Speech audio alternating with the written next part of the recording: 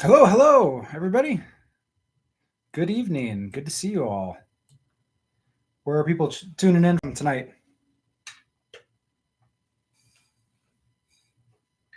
Anyone drop it in the chat? It's finally starting to cool off here in Las Vegas. Oh man, it wasn't as bad as last summer, but still was hot. I'm gonna have to get out of here a little bit more in the summers. Go up to Montana or Alaska is what I'm thinking. Man, it's been a wild month. It's been a month since I've done a live training like this. There has been so much going on. Brian's turning in from San Francisco. Oh, it's 60 degrees there. Yeah, I heard you guys had a real light weather summer in terms of temperature. Dr. Gupta, good to see you. I think you already signed up for the 5-day challenge, right? We'll be seeing you on Monday. Excited to get. Thank you. Dr. Gupta, a psychiatrist. Super excited to get your feedback on everything I've been working on. I reached out to some colleagues recently, just trying to figure out if the American Psychiatric Association or any of the academic institutions were talking about this stuff. And there's a little bit of chatter, but not a whole lot of revolutionary movement in the field, which kind of, I guess I'm a bit of a trendsetter. And by that, I mean, I'm just trying new things and reporting what I'm working on. And, hopefully the medical science catches on. I think this material is very well supported by the evidence that they're putting out. More work needs to be done. But traditionally, I've been somewhat disappointed in how much innovation the mainstream medical community is willing to undertake. Other times I get really impressed. Other times I'm really optimistic about them improving mainstream mental health.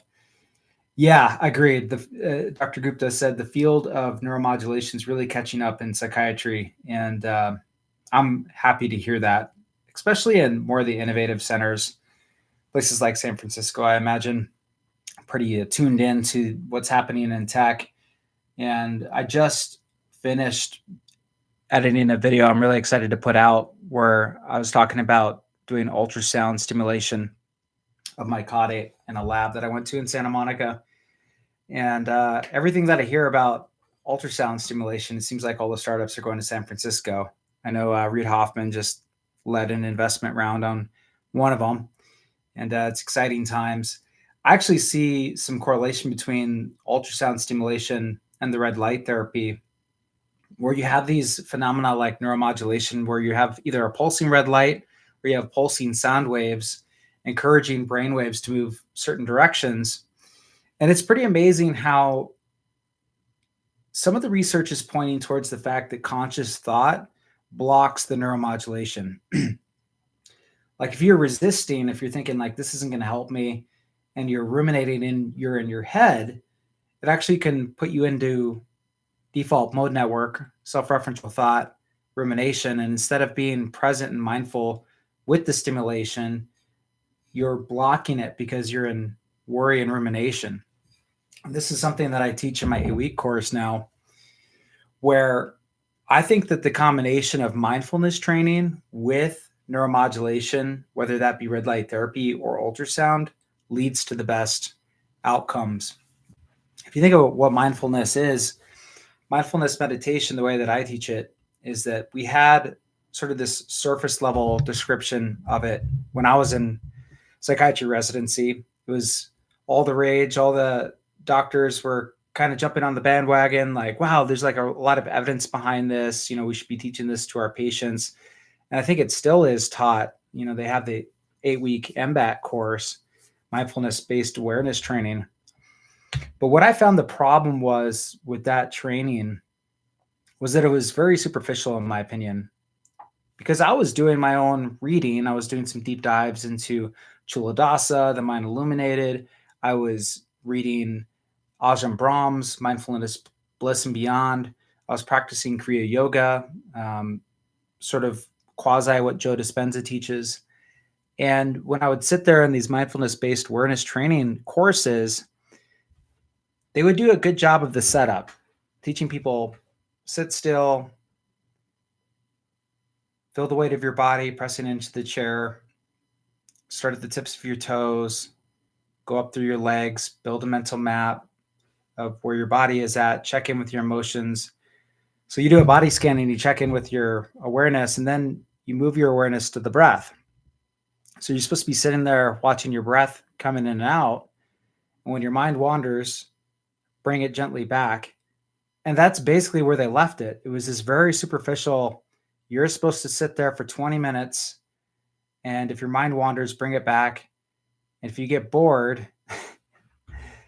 just deal with it. And time again, what I saw was that patients wouldn't continue the practice. They would get that introduction. They'd be like, okay, that's interesting. Or I felt really calm during that session. But the issue was that they never discovered a deeper level, a depth, a richness to the experience that kept them coming back day after day.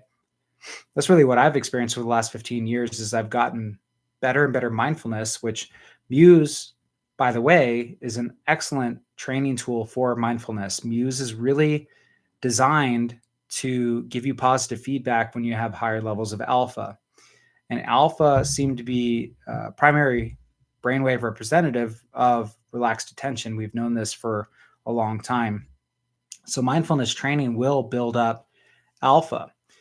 But I'm actually releasing a video tomorrow that talked about my progress in understanding how the Muse headband was detecting meditation.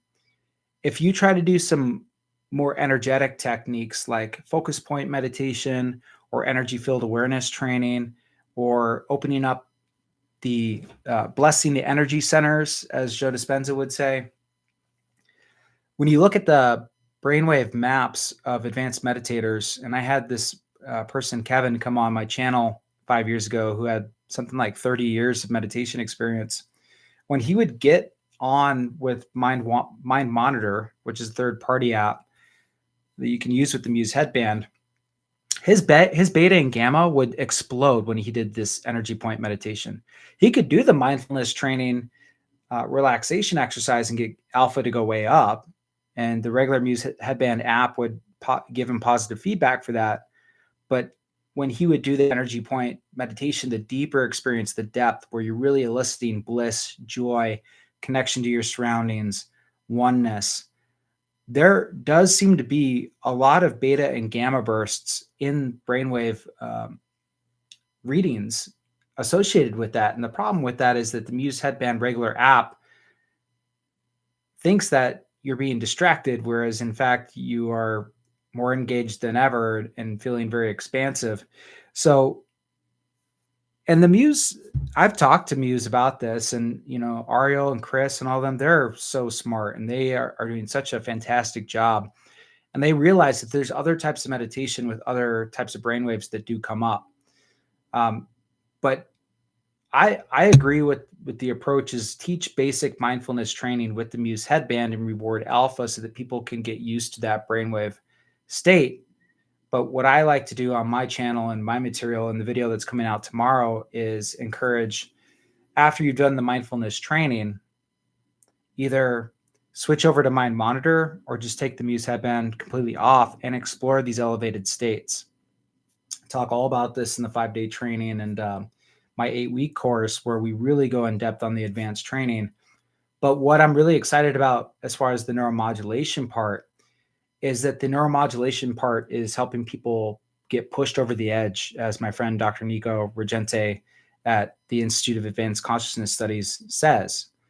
And I totally agree with them. If you're using ultrasound to stimulate deep brain structures like the caudate, it's going to elicit a sense of well-being and euphoria that you can use to carry into a great meditation experience. But it works best if you have good mindfulness practice. You want to open your brain, basically your brain circuits, to influence from these outside influences coming in, whether it be pulsing red light or ultrasound to guide the brain in certain directions. Dr. Gupta asked, do you see quantitative EEG evidence of advanced meditative states with use of pulsed the photobiomodulation? I'm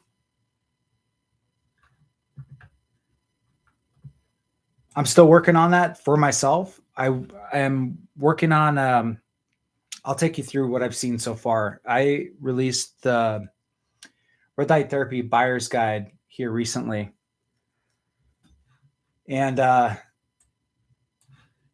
just to hop into that really quick, what I've seen so far is really encouraging as far as eliciting different brainwave patterns. So I wanted to get one of the great things about V-Light is they have this intranasal application with the red light therapy. And I know it looks a little weird, but it's pretty brilliant in its own way because the bone behind our nose is the thinnest part of our skull.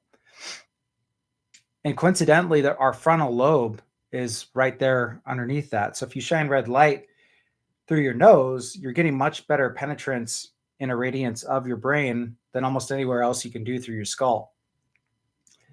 And so I've been able to show increased beta activity in the frontal lobe, which is another sign of focus and is something that comes up in the advanced meditative state. So there's that as far as quantitative EEG goes. What I was referring to before was more of the mind lift graphs, which I can pull up as well.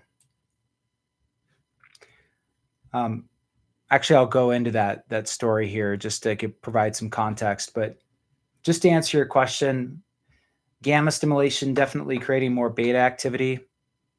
And this is only through the cribriform plate through the nose in the frontal lobe. And then what I did with the Duo 4 was show increased alpha activity. So that's my before alpha activity using the Duo 4, which was pretty exciting to see. So that's really going to support mindfulness as well.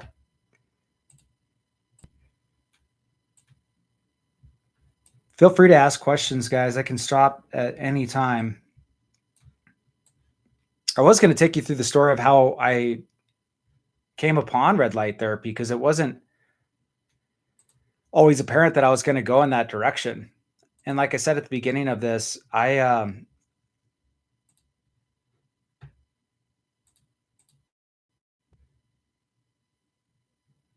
it's actually been a pretty last 2 months or so in terms of what I'm really excited about.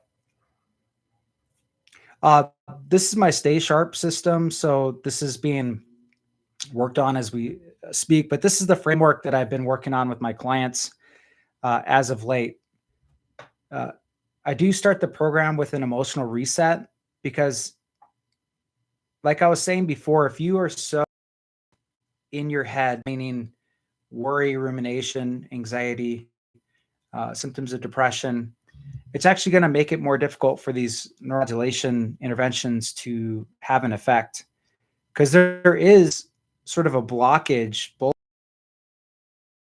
routing system as well as top-down cortical control in the brain that's blocking certain influences. And so having some mind from what's been bothering you. Recently, I had a funny day. I walked in because I had a package waiting for me in FedEx. And it was weird because they gave me the box. I signed off on it like it was no big deal. But inside, I knew that there was something weird about this package that I had just got.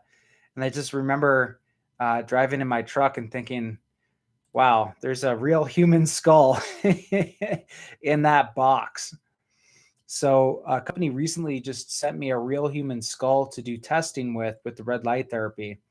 And I'd like to say that I've been very respectful of the human skull. Apparently it was sourced from this company in Oklahoma that specializes in this type of thing. It's for medical research. So treat it with respect, wear gloves when handling, and thank the human skull for providing me so much really amazing data as far as red light therapy treatment goes. I'm no stranger to working with cadavers. Of course, in medical school, we had full body cadavers in the anatomy lab, but this is the first time for Tech for Psych I've had real human remains to work with when testing neurotechnology. One of the big questions was equal. And I'll tell this part of the story in a little bit, but I have some other red light therapy devices that other companies have sent me that I've never made videos about. Like people think that I make videos about every device out there, but it's gotten to the point where I can't. And there's plenty of devices that I've actually turned down making videos for, just because either mostly because I didn't feel like they had any noticeable effect.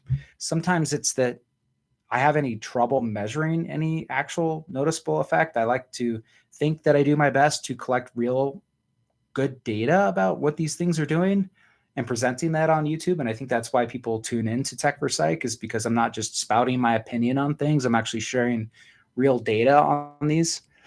And the other aspect of it is, like, would the average consumer even be interested in using this device?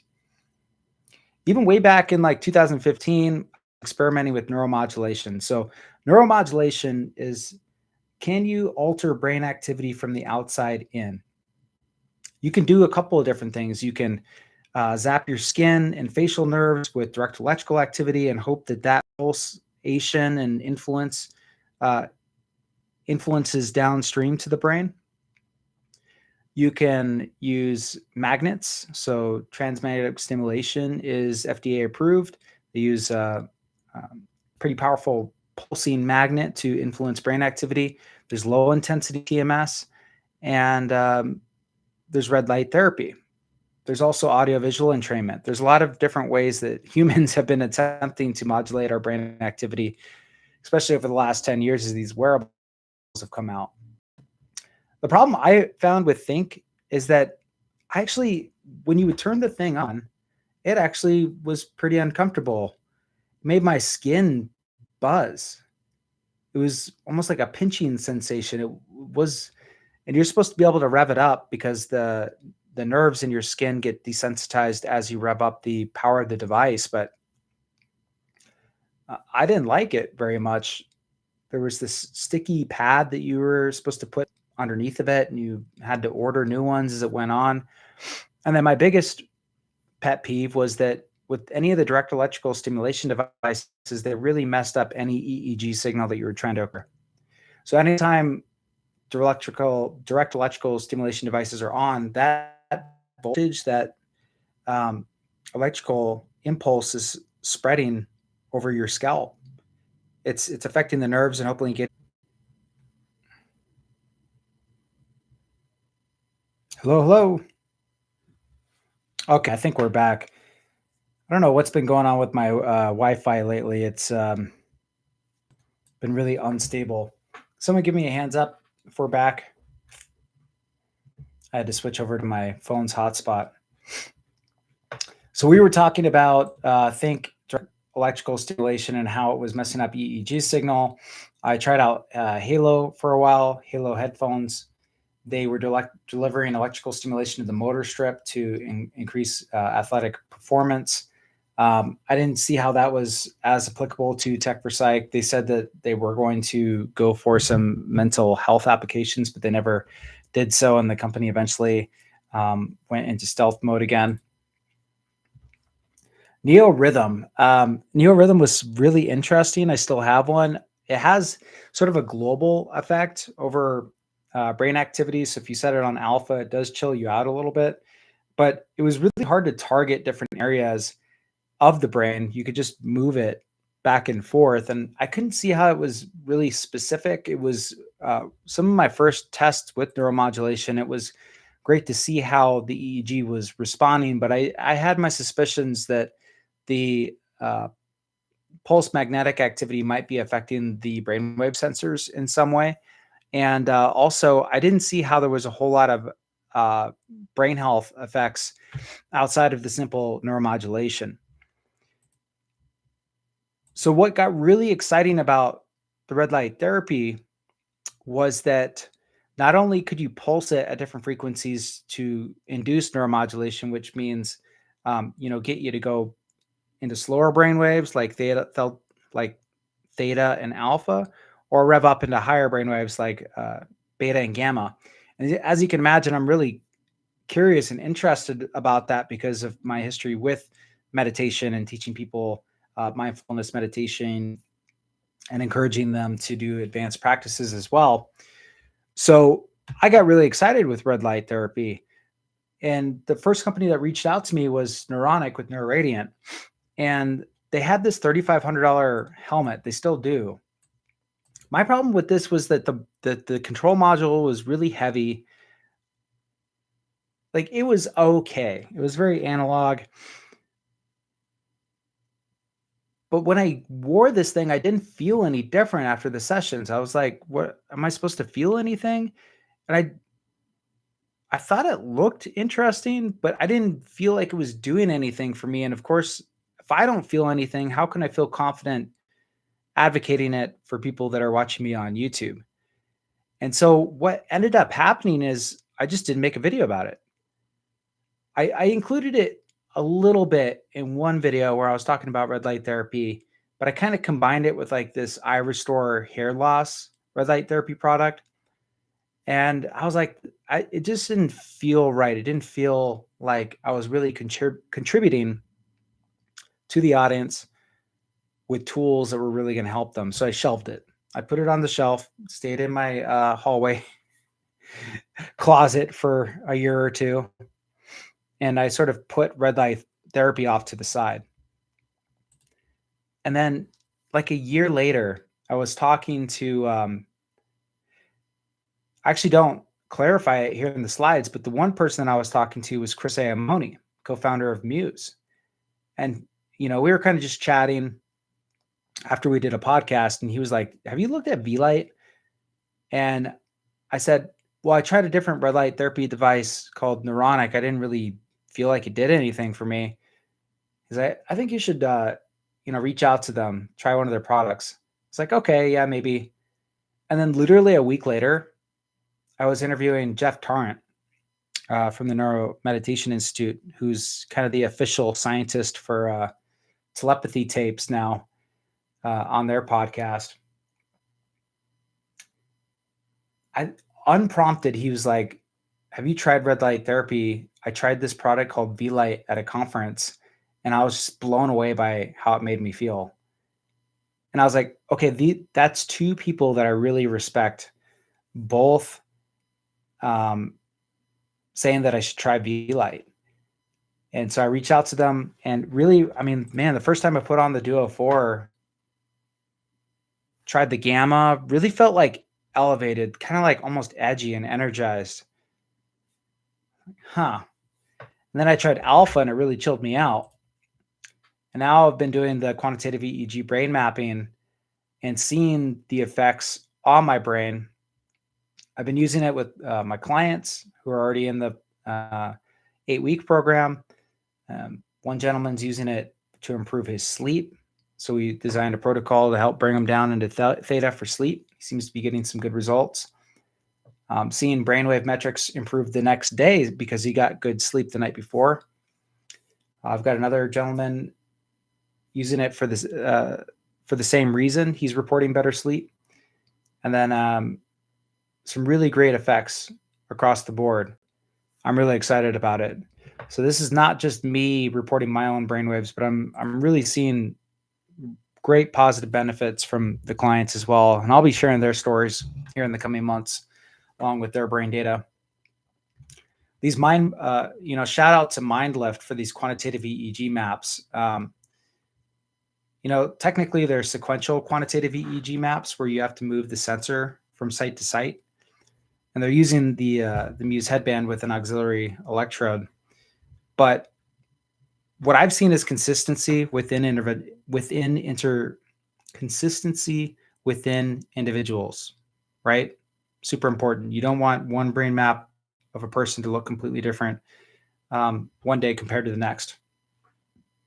But I am seeing what you would predict from certain stimulation protocols. It's like, hey, I'm stimulating my brain with about 8 oscillations per second in the alpha range with this photobiomodulation. I would expect to see more alpha, and that's exactly what showed up on the quantitative EEG mapping. So it's just incredible to me at this point what we're able to do at home.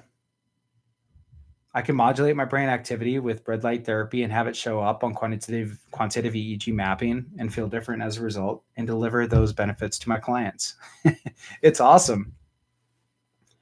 And some of these units are just getting wild. I mean, the Neural Pro 2 is, I mean, this thing is a feat of engineering. You can program each module to be different than the last in terms of it can sweep back and forth. It can rev up and down. You can design custom protocols. You can design custom protocols with the red light therapy.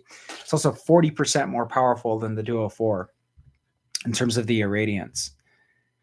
And so that's what I've been testing with the skull. Now, here's the Neuronic helmet that I didn't like, and here's the V-Lite Duo 4. Guys, I'm doing this with the real human skull, seeing it with my own eyes. It can be a little bit misleading because the Neuroradiant is putting out red light at 1070, right? 1070, that wavelength range isn't as bright to the human eye as the 810, which V-Lite is putting out. But you still should be able to see light coming through the cadaver skull. Even if it's not as bright as the V-Lite wavelength to the human eye, you should still be able to see that light coming through the skull. And I literally see nothing coming through it with the Neuroradiant. As opposed to, I mean, look at the Pro 2. It lights up like a Christmas tree. So Duo 4 here, Pro 2, and this is all in the 810 nanometers wavelength. But really exciting stuff. To test the intranasal, I flipped the cadaver skull around, right? And so this is the cribriform plate where I can shine the red light through, and you can see and imagine how it's stimulating the frontal lobe of your brain. And here's what V-Lite has released as far as the measurements of irradiance. And I'm still quantifying my numbers. I got a spectrometer, so I'm be measuring the actual irradiance of the light coming through the skull. But the visual test is pretty striking so far.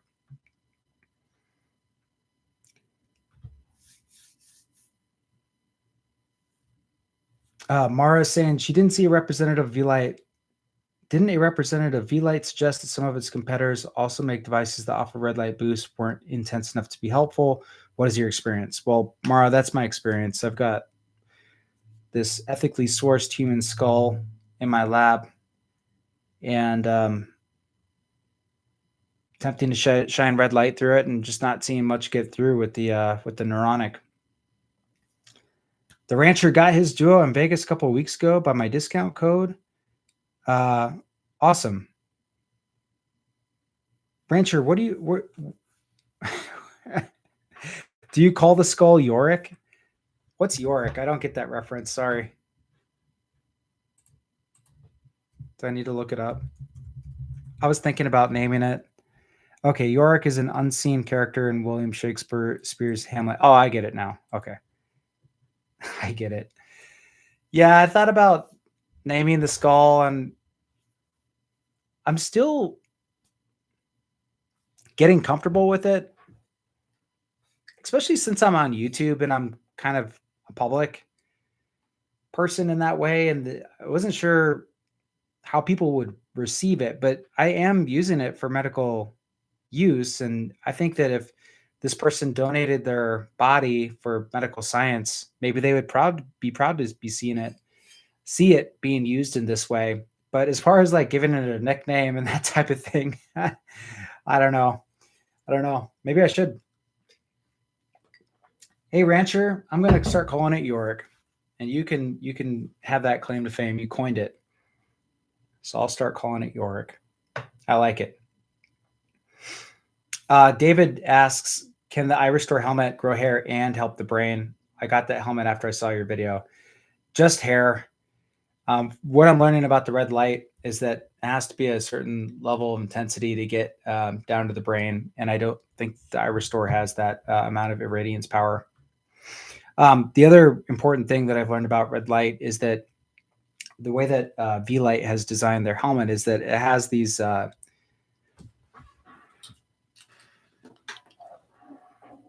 capsules, these casings. See these casings that the LED is in? So these casings are actually LED actually spreads out pretty far compared to lasers. So the casings help direct the light in a way that they're getting enough penetrance to get through the skull. The thing about the Iristor helmet and the other ones on the market is that the light is too diffuse. It's spreading out once it hits the scalp and the skull and not getting through to the brain. And the radiant hair growth helmet isn't pulsing. That's actually going to create neuromodulation as well.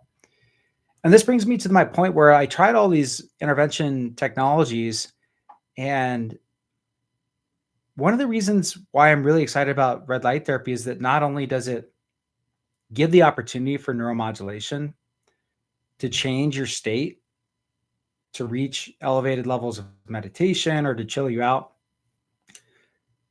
it has the added benefit of really helping your brain health because it's been shown to improve circulation, deliver more oxygen to your brain. It's also dilating lymphatic tissue to improve drainage of toxic byproducts from your brain. There's been microscopic and molecular studies to show that it might help stabilize tubulin and the architecture of your neurons. All these, and of course, what red light therapy is most famous for, which is that it's stimulating a part of the machinery of your mitochondria to create more ATP, which is the main energy center, main energy currency of your cells. So it's doing all these to improve brain performance and, in my opinion, increase brain longevity. And as we know, concerns for development of dementia and issues with cognition as we age are becoming more and more apparent. And time and time again, the pharmacological interventions are just not working. So I'm excited to be talking about a ancillary treatment. Can't call it treatment. An ancillary, like it's still in health and wellness. So it's an intervention that has some evidence for preventing the development of mild cognitive impairment and dementia.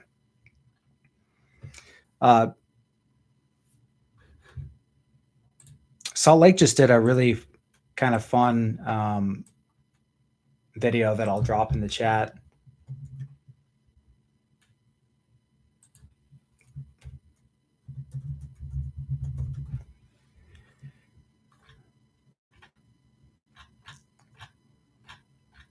Oh, I'll have to find it. It was a news story that was done in Salt Lake. I should have had it teed up ready to go before the talk here, but they were documenting using it with the football team, the college football team at BYU, and they actually had control versus, sham versus treatment.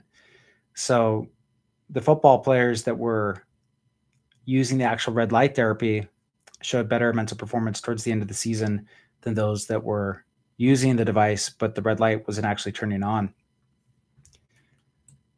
And they recently did a news story on it. So I thought it was really well documented and pretty exciting to see. Rancher, if 2 or 3 therapists nearby each other all use red light therapy, would that make a red light district? Rancher, you are killing it tonight. First the nickname, Yorick, and then red light district. Killing me. This is supposed to be a serious medical talk. David, how would V-Light compare to red light, near infrared body light panel from platinum LEDs? Yeah, again, I think that I'm not familiar with platinum LEDs, the Biomax 900, but you're saying it's a full body light panel. Again, it needs to be in proximity and focused enough to get through the skull. So again, I don't think anybody has done any work on that, but those panels, there's a guy, Ferguson. Have you heard of him? I've been looking at his channel. Alex Fergus. He did a little bit with V-Light, but he's more focused on the panels.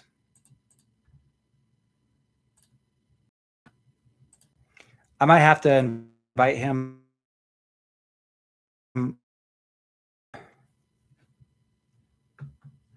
This is I was looking at the sourcing for the skulls. This is the company Skulls Unlimited that does it. They do work with a lot of other animal skulls and animal products too. But just in case any of you were wondering where my human skull came from, I was really wanting to understand where this was shipped from and what its history was. But yeah, they've got skulls that you can just purchase. And it's weird because I thought this would have been more heavily regulated. I've never had a reason to order a human skull for my own personal use. But here we are. They did have some description of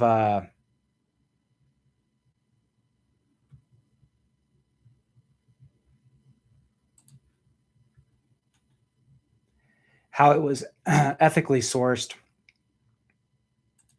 I don't know where that was, but it was saying that like the regulation of human remains is not all that well regulated, but mostly they sell to medical institutions, that type of thing.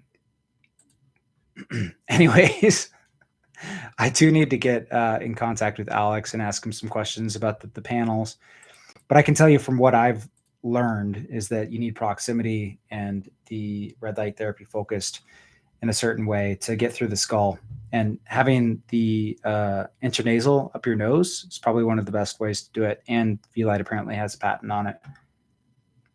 So I don't think that the light panels can get the same effect. I really don't.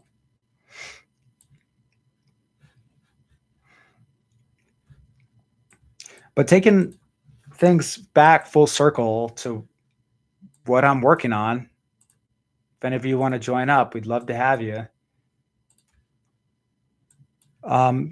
Just I'm organizing a framework to all this stuff that I've learned over the last 10 to 15 years of doing tech for psych, and now having like these amazing tools to use and putting them all together and getting really great measurable improvements in people's brain function. Call it the Stay Sharp system. So you got the emotional reset technique that I teach that helps sort of clear your CPU space in your brain to be open and receiving to these interventions. Then we do the focus and awareness training. Part of that is neurofeedback, but part of that is understanding what the neurofeedback is for and how to employ the mental strategies to get the most out of it. We're doing biological optimization. So all of this is going to work better, right? If you got better diet, better sleep, better nutrition in terms of supplements, exercise. And so doing a deep dive on all the things that I've learned about, which brain supplements are most helpful. For example, a lot of research coming out about creatine as of late. Creatine is actually a building block for ATP. That's why we take it. It actually leads to increased ATP use. So if you're stimulating the brain with red light therapy and encouraging the mitochondria to create more ATP, you need the building blocks to create the ATP. So that's an example of how the biological optimization leads to better outcomes with the advanced interventions, which is the neuromodulation component. And then we do an integration, identifying yourself as a person of self-improvement, a person of data, and a person of exploratory means to improve your mind to stay sharp, and then it continues. So I think this process of the emotional reset, focus training, biological optimization, advanced interventions like red light therapy, and integration is what is leading to some great outcomes we've had in the program. I'm super excited about it. I'm super proud of it. And it's been a really great 6 months of running it, getting some really, really fun, interesting, and great results. I'm very proud of it. If probably most of you have gotten the red light therapy guide, but I did include it in the description of a couple of videos. I think it's helpful if you're interested in investing in one of these red light therapy devices. I really laid out the pros and cons of each model. You've got the entry level intranasal device, which is great. It's like $400. Then you have the higher end Duo 4. So if you're concerned about developing mild cognitive impairment or dementia, I really would get the full head coverage because that's covering all the areas of your brain where you want to improve circulation and lymphatic drainage. And then if you want to go really hardcore, go for the NeuroPro 2. That's going to have the customized neuromodulation settings. But like if you're not a neuroscience whiz, you're probably going to need a coach to help you out with it. So if you want to go NeuroPro 2, just send me an email, and I've got some pricing packages there where I could program the thing for you and teach you how to do advanced meditation with it.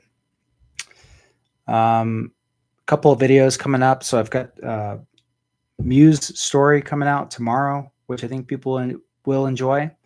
Talks about my confusion about what Muse headband was measuring and how I talked with expert level meditators, and you'll see the brainwave graphs that we went over at that time, and sort of my realization about how you should be using it for mindfulness training.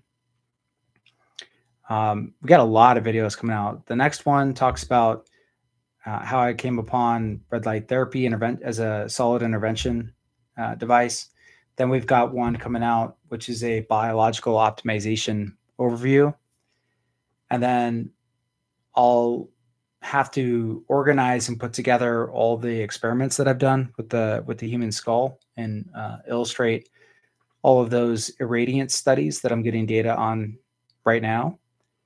And there's so much coming. Mindfulness training, basic mindfulness training, because I know I need to cover that. I know I sort of talk about the advanced stuff like energy field awareness, and people get lost and don't know what I'm talking about, which is fine.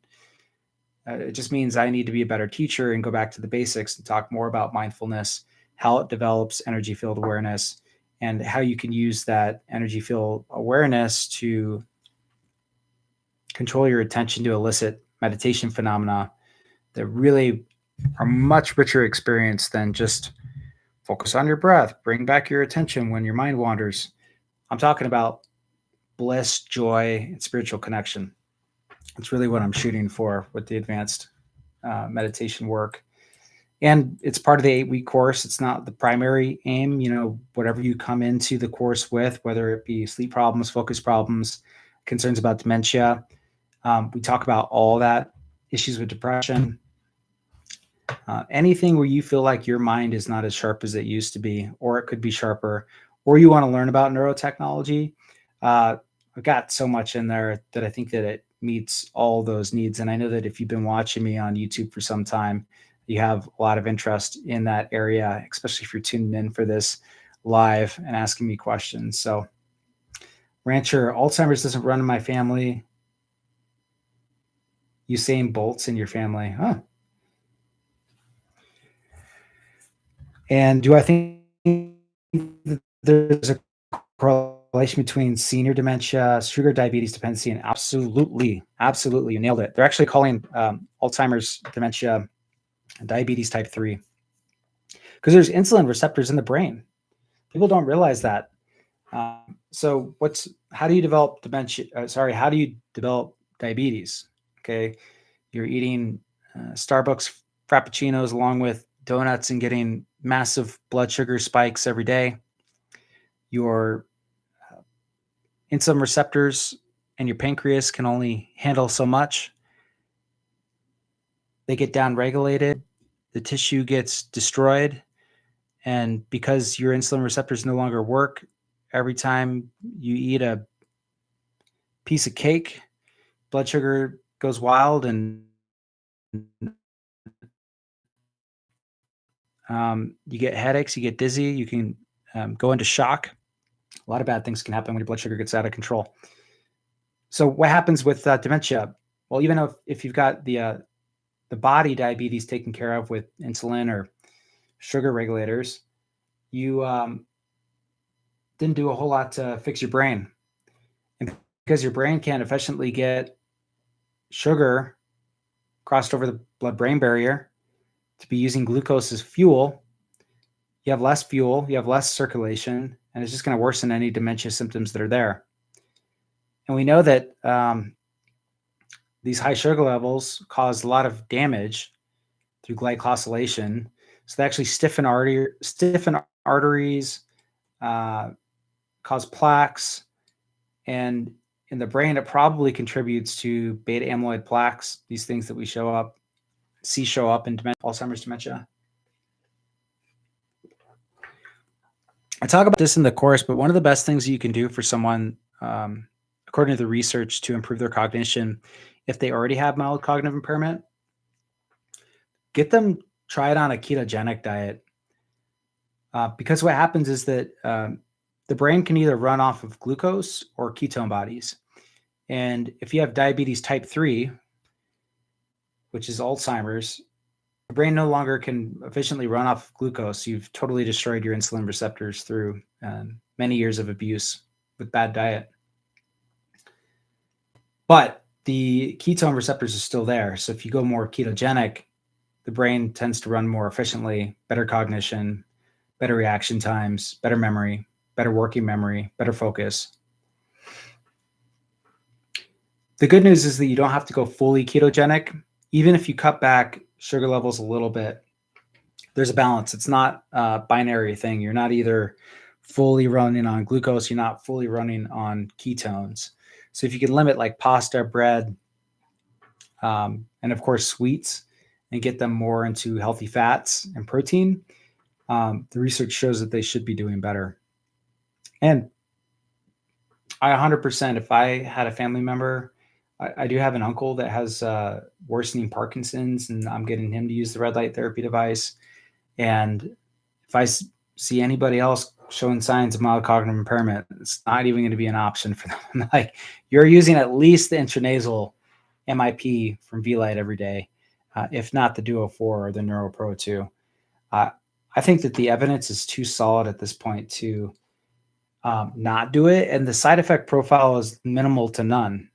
I mean, the only thing is like cost, but I mean, at the end of the day, what's most important? It's feeling connected and there with your family. I mean, it's super sad to like lose connection with reality and not be able to remember things, but it's really the social isolation that's the saddest part when it comes to dementia. So the better you can get someone's brain function as they age, the less socially isolated they're going to feel. Am I vaping? No. I think I got some allergies, some late summer allergies. No, nicotine is so addictive. I had a little phase a couple of years ago where I tried the pouches a little bit. I think Huberman was promoting nicotine. Definitely Dave Asprey likes to use nicotine a lot. And oh my gosh, they claim that it's not addictive. It's just so not true. Nicotine is such a dopaminergic stimulant. It's ridiculous. You build up tolerance over like 3 or 4 days, and then you're craving it. I experienced this firsthand. I was like, this isn't a performance enhancer. When I first started taking a little bit of a pouch, it made me feel nauseous. So I'm like super sensitive to nicotine. And then as soon as I got used to it, which meant my tolerance went up, the second that happened, I started craving it. So there's like no middle ground. I don't see how people are using nicotine as a performance enhancer. I just see it as like another thing that you get reliant upon that you can't go without once you start.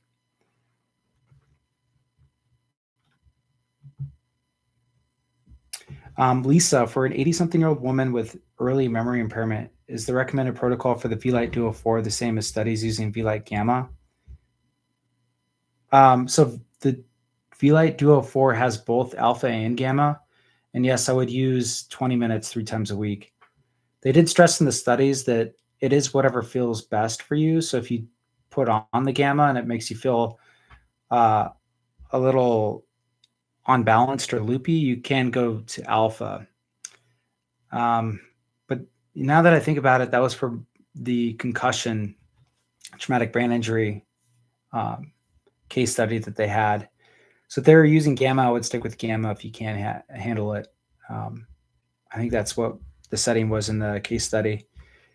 Lots of science to work out on this, but I think that the benefits are there.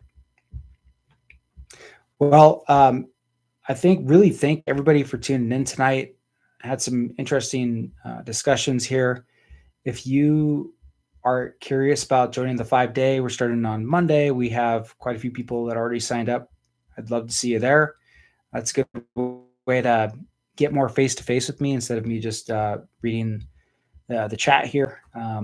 You'd have me in a group setting for 5 days, and I really take you through the story and the thought process and the frameworks to be making educated decisions about how you want to engage with this brain tech, as well as other methods and techniques that we discussed today to improve your brain health that go along with the brain tech. Because yes, we have the interventional side with the red light therapy and some light and sound devices, but a lot of these other ones like Muse and Neurable are delivering great brain health metrics now that we can use to document if interventions are helping or not. So really exciting time when it comes to using brain health devices at home, and I hope to see you guys again soon. Thanks for tuning in. Have a good night.